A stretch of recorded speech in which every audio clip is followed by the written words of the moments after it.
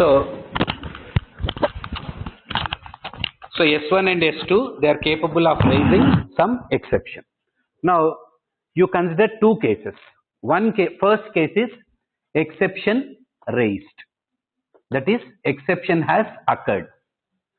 So when the exception occurs, now for example, assume that S1 statement has raised an exception.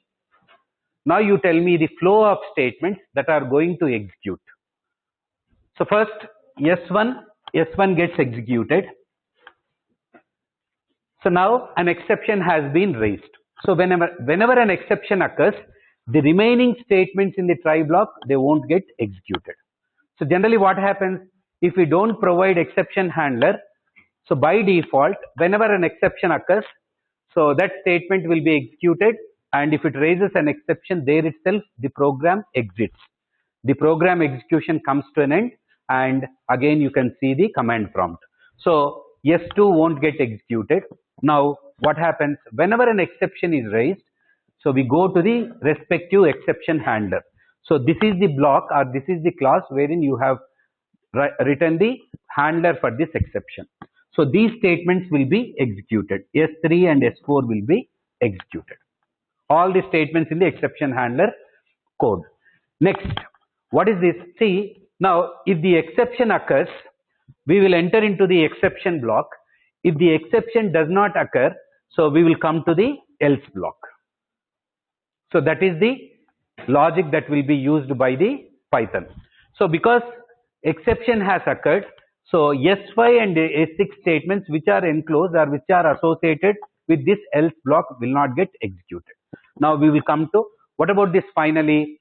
So finally block, the statements that are associated with the finally clause or finally suit. Now the speciality is, irrespective of the occurrence of the exception, that is whether the exception occurs or does not occur, irrespective of the occurrence of this exception, all the statements in the finally block gets executed. So now you tell me what is the flow. S1 has raised an exception, so S2 won't get executed. We come to S3, S4, S7, S8. So if exception does not occur, okay, I'll call it as no exception. Yeah, tell me what are the statements. Yes, S1 will be executed, S2 will be executed. So what about S3 and S4? They won't get executed because there is no exception. We will come to else. So S5 and S6 will be executed. Then irrespective of the occurrence, so all the time S7 and S8 will be executed. So this is what you have to remember as a programmer. When the statements associated with each block will be executed, when the try block statements will be executed, when the exception block statements will be executed, when the else statements or statements that are in the domain or purview of else will be executed, and when the statements associated with finally suit will be executed. So the statements that are associated with this finally together, it's called as finally suit. So else suit, exception suit, try suit. So that is one way of referring to the statement. Another way is block, exception block, try block, else block, and finally block. Another is clause. So try clause, these are statements that are associated with try. These are associated with exception. These are associated with else. So you can also have multiple exception handlers as we have discussed in the last class. So if you are expecting the same set of statements to raise multiple exceptions, you can also, so you can have one try block and you can have multiple exceptions. So exception, maybe you can call it as E1, exception E2. So like this you can have multiple, same set of statements can raise multiple exceptions. For handling each type of exception, so you can write a different set of code. So this is for handling code for E1 exception. This is handling code for E2 exception.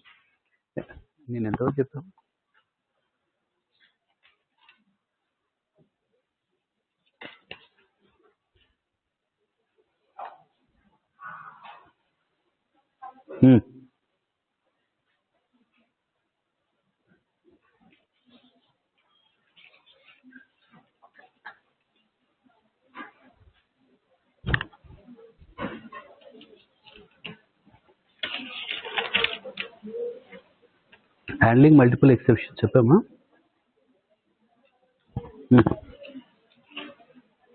Okay. So write down handling multiple exceptions. Did we discuss this topic? No? Okay. Handling multiple exceptions. See, in the same program, sometimes we need to deal with multiple exceptions. Same set of code or different sets of code in a program may raise different types of exceptions. Just write down. In many cases, the code in a try suit, in many cases, the code in a try suit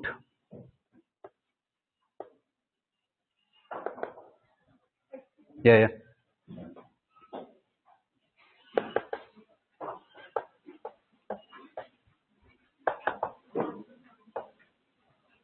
In many cases, the code in a try suit will be capable of throwing more than one type of exception. More than one type of exception. In such a case, we need to write an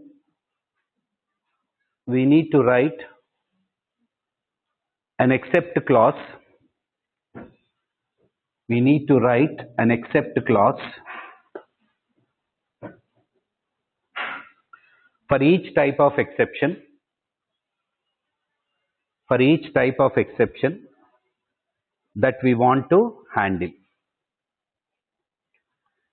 See, it is like this. Suppose if there are some statements which you feel that which are suspicious of raising different types of exceptions. We will see one example also. So, if that is the case, okay, already we have discussed some IO error as one of the exception, value error as another exception, like that. So, whatever it is, so let us call it as E1. And then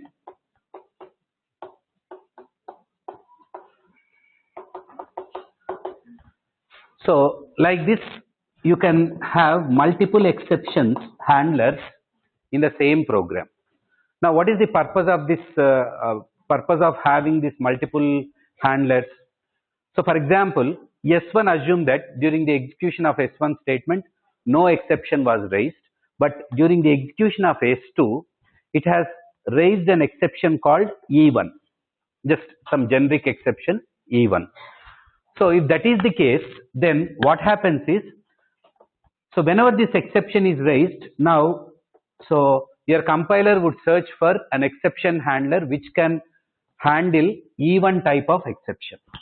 So, if you have provided the definition of such type of exception handler, then the code associated with that exception handler will be executed. So, what are the statements? So, S4 and S5 will be executed. So, if S2 raises an exception called E1, so what is the flow? S1, S2, S4 and S5. So, if S2 raises an exception called E1. Now, for example, E2.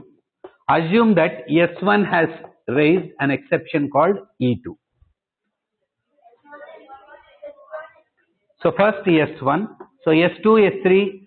So, now which type of exception? E2. So, directly it jumps to the handler that can handle E2. So, it is S6 and S7. Now, assume that S1, S2, S3 has not raised any exception at all, no exception.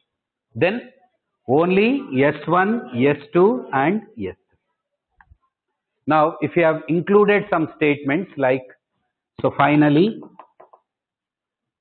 some S8, in all the cases S8 gets executed. See, generally, file closing operations, all such type of operations which you have to invariably perform as a programmer. So, irrespective of the occurrence of the exception, such type of statements you can write in finally. So for example, closing, so assume that you have opened a file, you have done some computations, finally you want to close. So file closing statements you can write in finally block. So whether the exception is raised or not, irrespective of that fact, all the time the file gets closed. So such type of, so releasing of memory space or closing the files or releasing the resources back to the system, such type of statements we write in the finally block. Okay, now let us see an example for how to handle these multiple exceptions. Now we will write a program which may incur multiple types of exceptions. Okay, so note down. So we'll use the same format or same syntax for all the exception handling programs. So we will associate the code with the main function, and then at the end we will invoke the main function. So here let us, so I think already we have created a file called studentsdata.txt. Okay, so maybe you open a file studentsdata.txt. Okay, some maybe marks of students, okay, 3 or 4 students, something like that, 79.8, 64.3, 78.9 and 90.7. Okay, assume that these are the 4 values written into the file. So I'll call this file as studentsdata.txt. Okay, so we are expecting some exceptions to be raised by the code that we are writing or we are developing. So that's why I'm trying to enclose it in the try block. So first opening the file. So in file is equal to open. So what is the name of the file? So name of the file is, okay, sorry, okay, you call it as some sales data.txt. So we want to say maybe sales figures of 4 days, maybe in lakhs or in thousands. We want to add all these values. So some value, okay.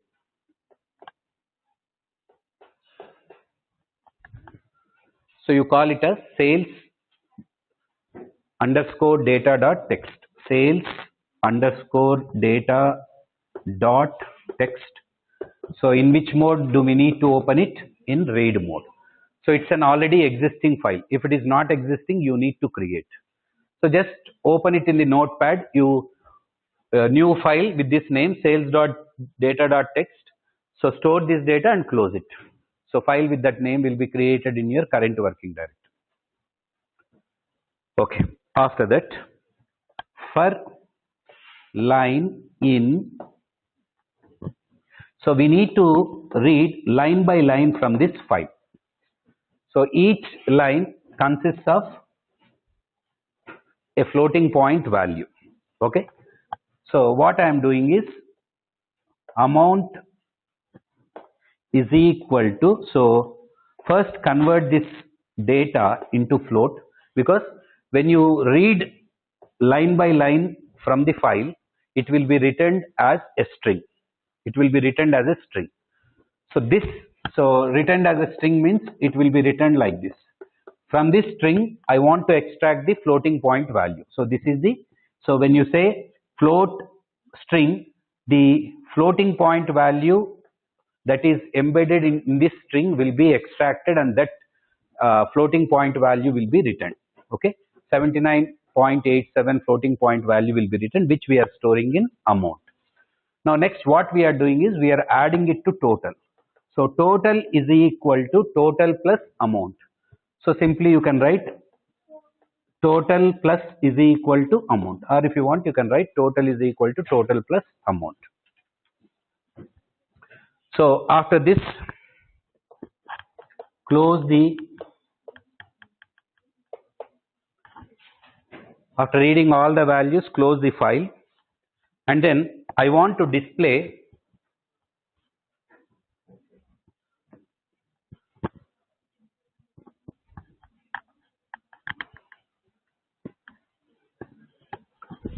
So I want to display the total value.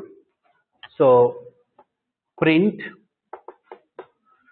So what is the value that you are trying to display? So we will use format. So total. So we want to display it using only 2 decimal values. Okay. So comma 0.2f. Okay. Now if you want to use separator also, you can use. I think is it required? Okay, not required. So now I want to provide handlers for 2 types of errors. So what are the 2 types of errors that you can expect in this code?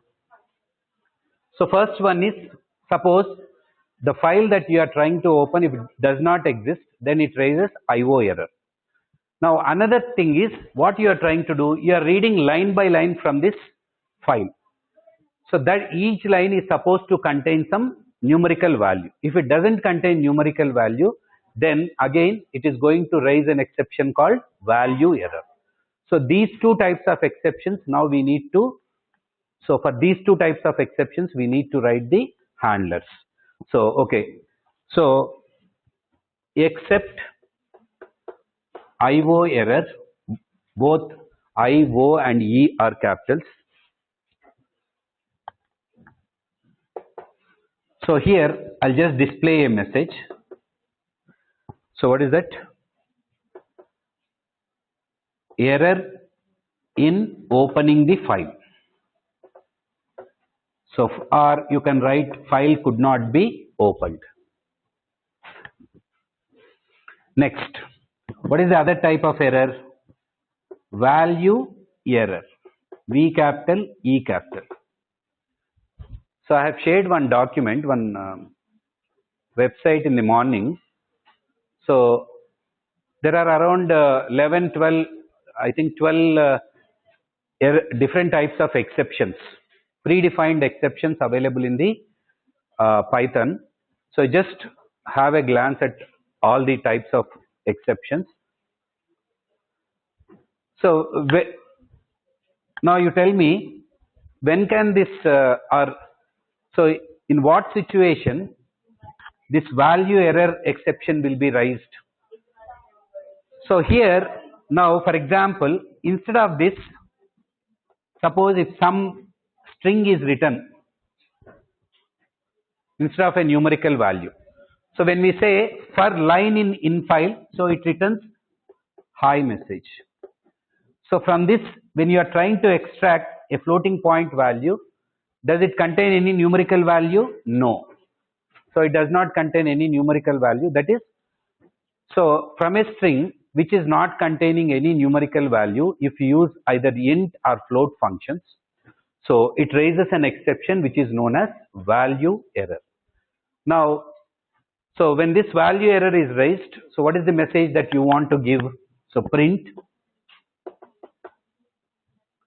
So display some message, something like non-numeric data. Okay.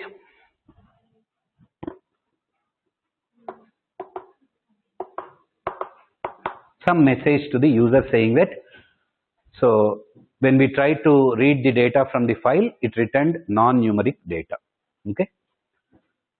So then, apart from this, if you want to write, see, I'm just writing, I'm not writing any code here. So you can also have a generic exception handler.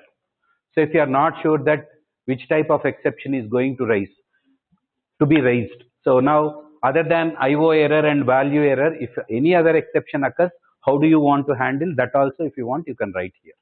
So this is a generic exception handler. Okay.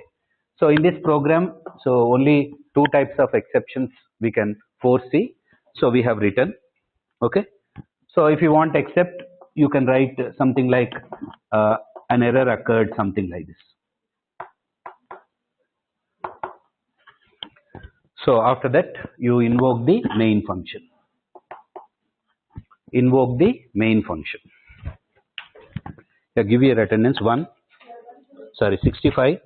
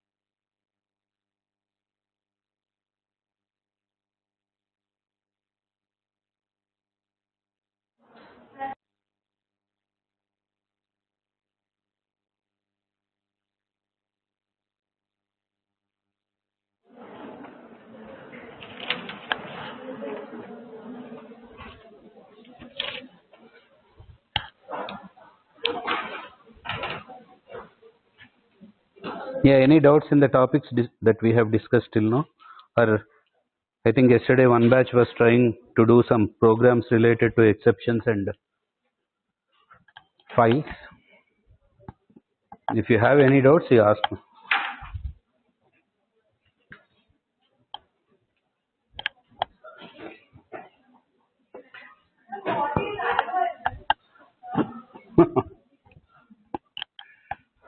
What is IO error?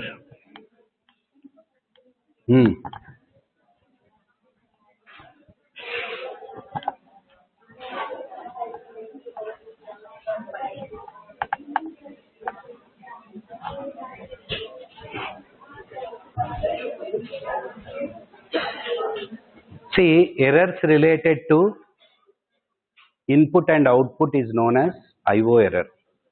So IO error is a generic type of exception which may occur for various reasons. One of the reason is, so here, what is the reason? You have opened a file in read mode. So for opening a file in read mode, that file should exist. The file you are specifying, if it does not exist, then it raises IO error. So there are other cases also. See, another example that I can cite is, you are trying to send the output generated by your program to the printer. And if the printer is not properly connected to your system, then it raises IO error. So these are different cases. Okay. So for example, if the file is available in the memory, but that memory got corrupted, and if your operating system is not able to open that file because of the memory corruption, so that also will raise IO error. So all the errors that are related to your input and output devices are generally known as IO errors. So that's why I have shared that document. So you please read and you try to understand each of those exceptions. See, actually we don't have that in our syllabus, but as a programmer, we can also raise our own exceptions. So they are known as user-defined exceptions. So what is this user-defined exception? See, I'll give a simple example. See, many of the banks, so when we open accounts in a bank, many of the banks, they prescribe some minimum balance for our account. See, for example, if it is a, so I think you know how many types of accounts generally. So one is savings account, another one is current account. So current account generally will be given to businesses or business organizations. So generally there will be some limitations that will be imposed on the savings account, like the number of transactions we can do, all those. But on current account, all those. So generally they will have freedom. But the thing is, every year for maintaining this current account, you need to pay some amount to the bank. Say some 10,000 rupees or 20,000, or something like you need to maintain minimum balance of 1 lakh rupees, something like that. Okay. So now savings, just assume that now you have opened an account and that account, that bank is prescribing 1000 rupees as the minimum balance. Okay. At a particular point of time, assume that you have 3500 rupees in your savings account. Now you are trying to debit, or you are trying to withdraw the money from your account. So just assume that you are not aware of how much balance is left in your account. So okay, I'll take it as some 3000 rupees you are trying to withdraw. So if you withdraw 3000 rupees, so what will be the balance that will be left? 500. So it is less than the prescribed minimum balance by that bank. So you are overriding a rule that is imposed by the bank. So here in this case, first what happens is you can write a program in such a way that, so without performing this, so you should not allow the user to perform the withdraw operation. First you perform the subtraction. What is the existing balance? 3500. What is the amount user is trying to withdraw? So 3000. So now what is the leftover balance? 500. Now you can define an exception in this case such a way that if the leftover amount or the balance in the user account is less than the prescribed minimum balance by the bank, raise an exception. You can give some name, minimum balance exception. So immediately it displays a message to the user saying that, so you are violating the banking rule which prescribes that you need to maintain 1000 rupees all the time. So hence this operation is not allowed. So like that you can write your own exceptions. So another case is library. So suppose automated library system, every student will have a privilege of taking 4 books. Already assume that you have borrowed 4 books and you are trying to borrow another 5th book. Then an exception can be raised. So already your limit is crossed. You cannot borrow one more book. Like that. So we can define our own exceptions. Okay. So already some system defined exceptions are there. So all the programming languages, so Java has got its own predefined exceptions. So Python has got its own predefined exceptions. Already we have seen IO error, value error. These are predefined exceptions. Apart from that, as a programmer, we can also define our own exception, and we can raise that. Raise that means whenever system violates one particular rule, you can invoke that exception. So that is also possible. Okay, just remember that in Java anyway, in your next semester, you will be studying about user defined exceptions. So for that, there is a predefined class in Java which is known as exception class. So you have to define, so if you want to create a new exception, so you have to extend that class. So inheritance. So class myException extends exception, like that. So you have, when you extend that predefined exception class, so your class will become a user defined exception. Okay. So next, displaying an exception's default error message. Okay, 1 minute. I think this is not that much important. 1 minute. First, okay. We have 20 minutes now. Okay. Displaying an exception's default error message. Displaying an exception's default error message. When an exception is thrown,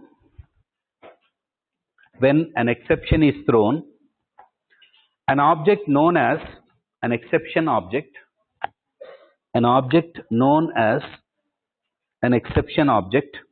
is created in the memory. An exception object is created in the memory. The exception object usually contains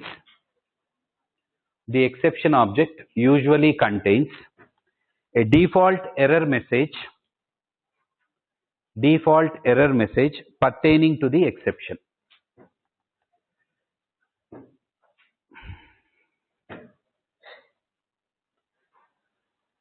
when we write an exception clause,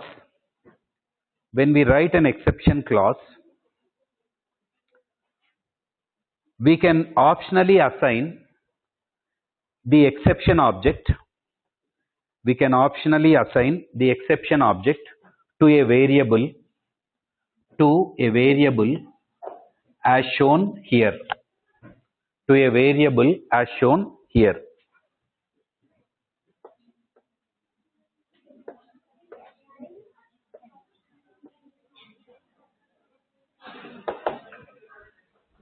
See,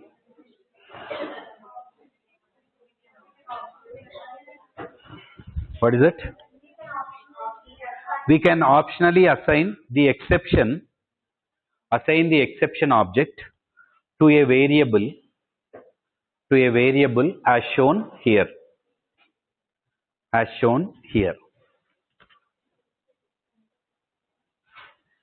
See, what it means is,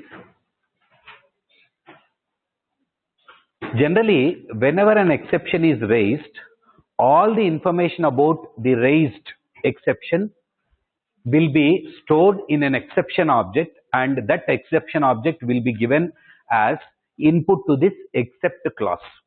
Okay. So, the statement which has resulted in the exception, what type of exception it has resulted in or it has raised, all that information will be stored in an exception object. So, if you want that information for debugging or for writing code for the exception handler, so you can use this syntax. Now, for example, some statements inside the try block, say for example, statement S2 has raised an exception called value occur. So, now what is the exception that S2 has raised? Value error. Now, the type of exception, which statement has raised this exception, and apart from this, some other information like, so some other information also will be encapsulated into an object, and that object will be given as input to this except clause. Now, if you want that information either for debugging purpose or for writing code, so you can use this.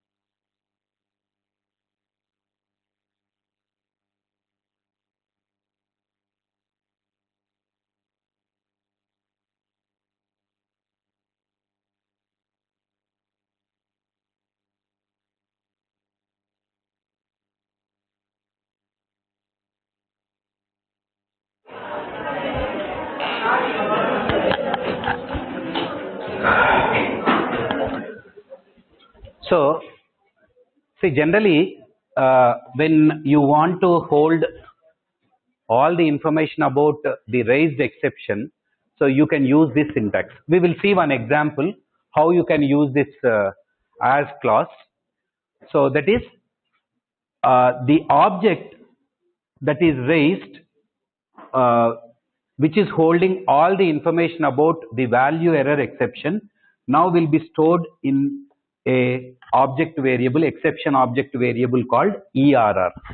So, you can use this ERR either for debugging purpose or for writing the what we call as the exception handler code. Okay, just see one example, you can understand. So, take down. So, try. So, once again, already we have discussed this example. So, int input. So, this is for calculating, this program is meant for calculating the gross pay of a worker or of a employee. So, you have to take two inputs from the user. What is the first input? How many hours does he work, and then hourly pay rate. So, input how many hours did you work,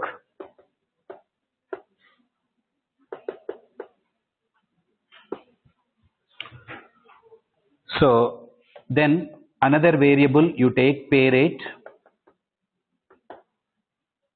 So pay rate, it can be okay float also.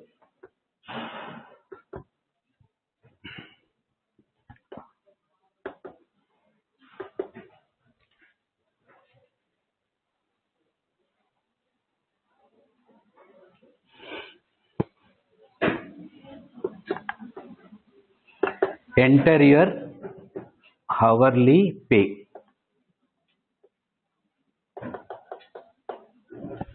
So we are accepting these two values. Then calculate the gross pay. So simple calculation, hours into pay rate. Okay. After this, display print. Okay, gross pay.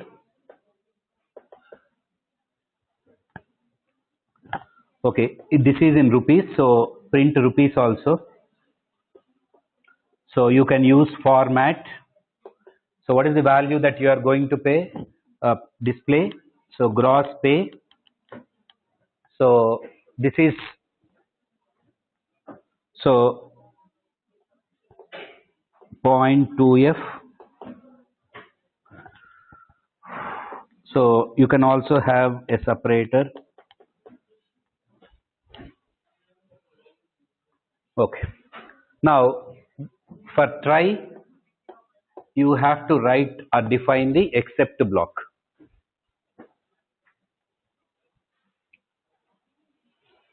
Now you see what is the type of error that we are expecting from this try block.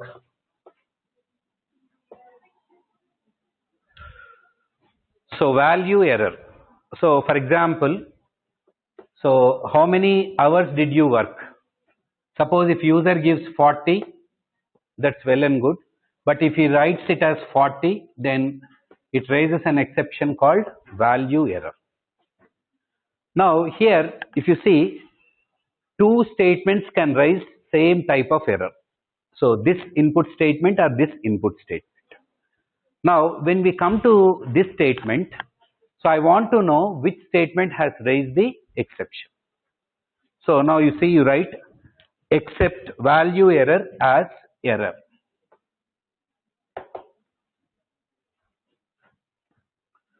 Now print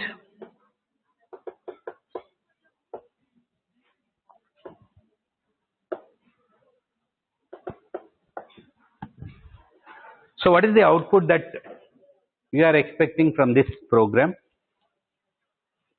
Suppose if it is given as 40,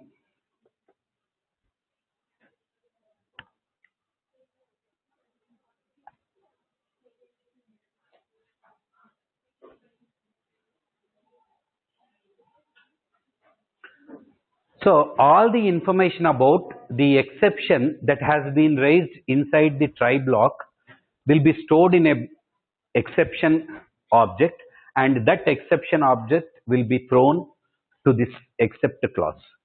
So which we are storing in this ERR. So when you try to display here, you will see a message saying that invalid literal. So literal generally means a string. So what is the type of input that you this hours is variable is expecting? It is expecting a string with a numerical value.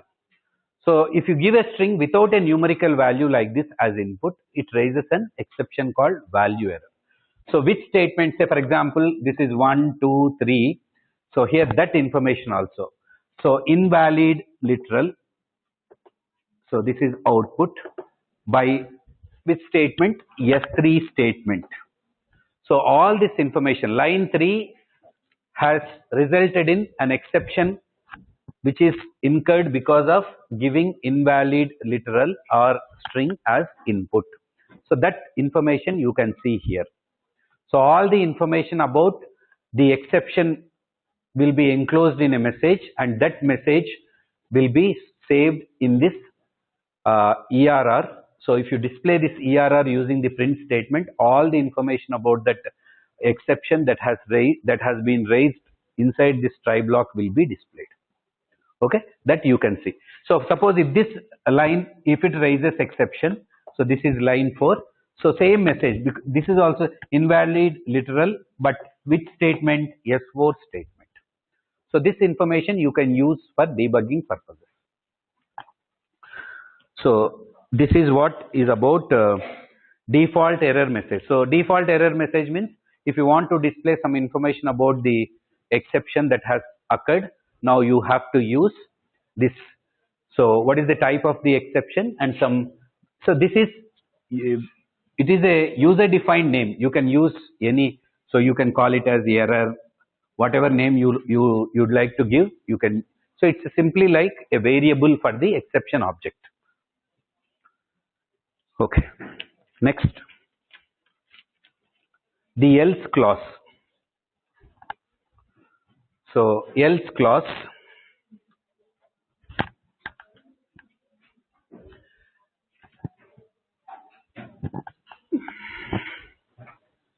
the try except statement, the try except statement may have an optional else clause, may have an optional else clause which appears after all the except clauses. The try except statement may have an optional else clause which appears after all the except clauses.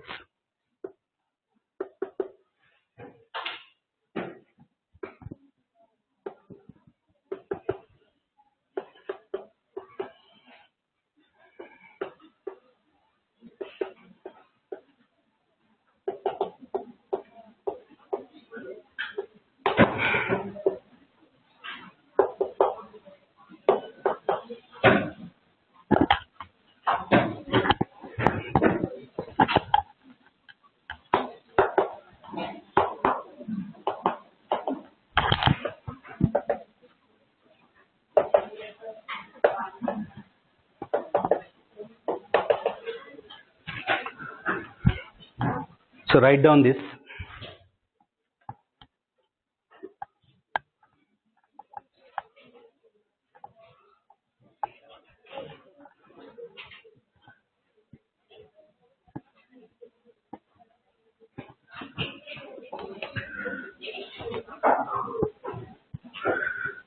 Next, after this you write down the block of statements, the block of statements that appears after the else clause, that appears after the else clause is known as the else suit, known as the else suit. The statements in the else suit, the statements in the else suit are executed after the statements, are executed after the statements in the try suit, in the try suit, comma, only if no exceptions were raised, only if no exceptions were raised.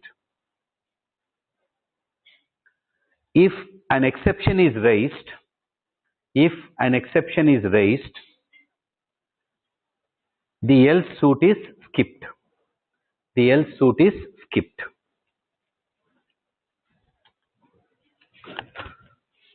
You write about this finally clause also. Finally clause, I'll give example.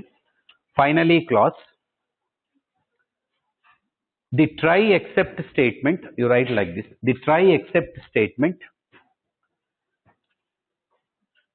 may have an optional finally clause, may have an optional finally clause which must appear after all the except, which must appear after all the except clauses, except clauses.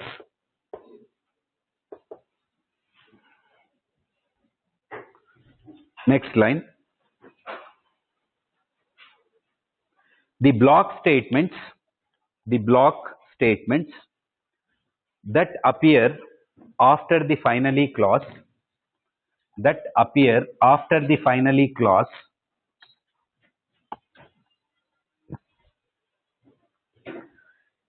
is known as the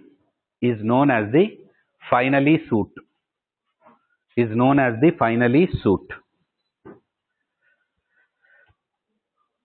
The statements in the finally suit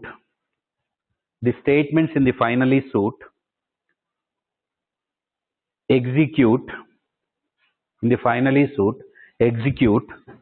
whether an exception occurs or not.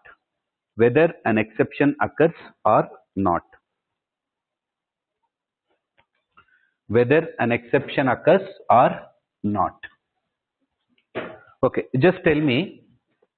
Okay, let us define a function called divide which takes two integer parameters. So I'll use a try block, just one line. Result is equal to x integer division y. So except zero division error,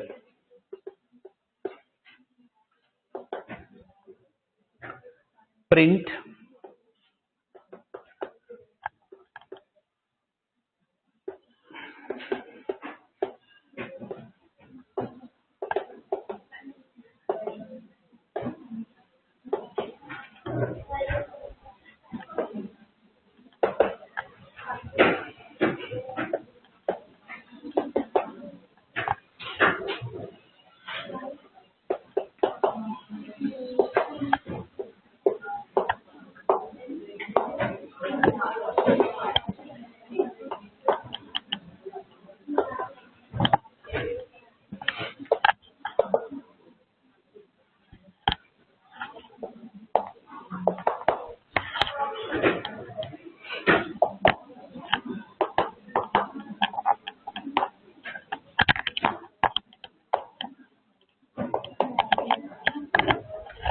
Okay, so let us call this function twice. So divide 3 2 and then divide some 3 0. Yeah, you tell me what is the output that you are expecting. Okay, first let us examine this function call divide 3 2. So x value will become 3 and y value will become 2. Integer division, so 3 by 2, actually 3 by 2 is 1.5. Integer division means decimal gets truncated and only the integer part will be considered. So this will become the value of the result. So does this statement raise an exception? No. So now we will come to, if an exception is raised, we will go to except clause, but it has not raised any exception, so we will come to else. So you'll see, yeah, you are right. Result. What is the result? 1 will be displayed. Now second function call divide 3 0. Now let us see. So when you call this function with 3 and 0 as its parameters, so x value will become 3 divided by y. So y value is 0. So division by 0 will raise an exception called. So what is that exception? Zero division exception. So this statement will raise an exception. So we'll come to else. So now what is the message? Sorry, you are dividing by 0. And then now you see we have written one statement within the finally. So for both the statements, for both the function calls, this statement gets executed. Whether an exception is raised or not raised, irrespective of that fact, all the times the statements within the finally block gets executed. Okay. So if the statements associated with except are executed, then else will be omitted. If the statements in the else suit are executed, then except clause statements will be omitted. So these two are mutually exclusive. Okay, mutually exclusive in the sense either this or this. If this set of statements are executed, they will be omitted. If these are executed, then they will be omitted. But whatever may be the case, whether exception is raised or not, all the time the statements within the finally block will be or finally suit will be executed. So that is what you have to understand. Yes, any doubts?